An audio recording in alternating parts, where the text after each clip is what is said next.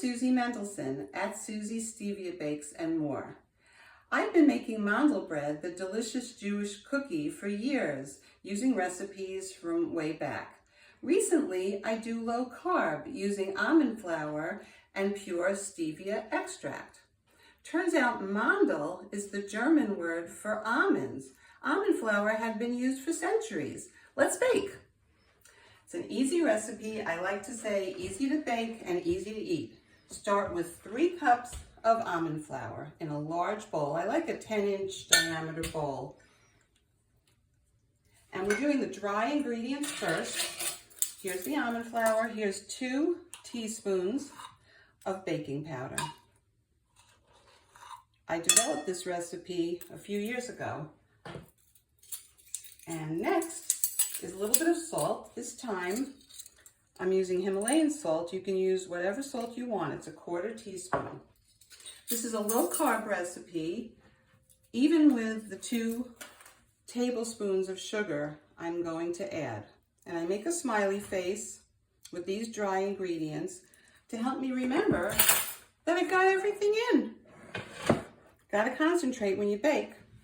Now, mix it up. I like to use this motion to mix it up and then do some cross-hatching and stir it up one more time. Make a well. Now it's time for the wet ingredients. I use a light oil. This is 1/3 of a cup, very little, of avocado oil. Almonds are very moist because of their high fat content, so we don't need too much oil. 1 egg and 1/3 cup of orange juice and 1 teaspoon of vanilla, as many of our baking recipes call for 1 to 2 teaspoons, but here it's 1 teaspoon. And here's the stevia. You can see it's a plant. It comes from South America, and it's much, much sweeter than sugar. And this recipe calls for 2 teaspoons. It's basically pure stevia. And now the other star of the show, the chocolate chips. 6 ounces. First, we're going to actually stir this up a little bit. I like to incorporate the stevia right before I pour in the chocolate chips. And then it's a very easy mix to make this delicious batter. Use your spoon, go around and around, and soon we're going to be able to form the batter into 2 logs for baking. Your oven is preheated at 325. I make this in a little bit of a cool oven.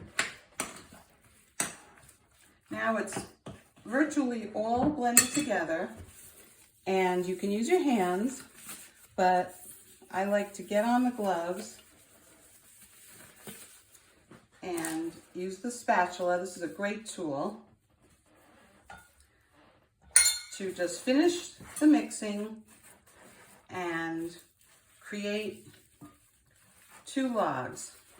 Put it right on your baking sheet, which is covered in parchment paper. We're trying to make this equal, and it's a little bit of sculpting, kind of like Play-Doh or clay. And that's why using the gloves is very convenient, but either way. And the idea is to get it all the way across the width of the baking sheet. And you can always borrow from one to make the other complete. And the next test is just to make it as wide as 4 fingers, your 4 fingers. And you can even adjust to make it basically a rectangle on your baking sheet. Now it's ready to go into the oven, 325 for 25 minutes in the center of your oven. Then take it out, let it cool for 15 minutes, and then slice it into 24 pieces. You can really slice it in however many pieces you would like, but I do 24 pieces, which are about 10 carbs each. And Then put it back in the oven for 10 minutes and you're done. And the final product looks like this. It's so delicious. I've just got to taste it. Great. Thank you for watching.